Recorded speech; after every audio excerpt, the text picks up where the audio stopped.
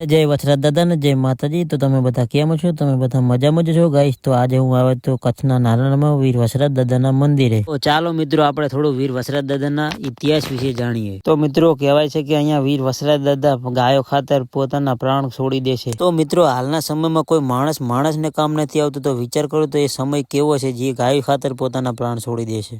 અને મિત્રો અહીંયા ઘણા બધા પ્રવાસીઓ પણ ફરવા આવતા હોય છે અને ભાઈ ભક્તો ઘણા બધા પોતાની માનતા લઈને આવતા હોય છે। તો મિત્રો 100 થી પણ વધારે અહીંયા ગાયોની સેવા પણ થાય છે। અહીંયા તમારે કોઈ ગાયો માટે ઘાસપાસ આપવું હોય તો અહીંયા પણ લે છે। અને હા, કહેવાય છે કે અહીંયાની પ્રસાદી ઘરે લઈ જવાતી નથી અને આ એ પથ્થર છે જે લાડવામાંથી પથ્થર બનેલા છે। અને હા મિત્રો, કહેવાય છે કે અહીંયા તમે દેગડી કરો છો તમારી મનોકામના પૂર્ણ થાય છે। અને હા મિત્રો, આ સમાધિની અંદર ઢોલ સંભળાય છે।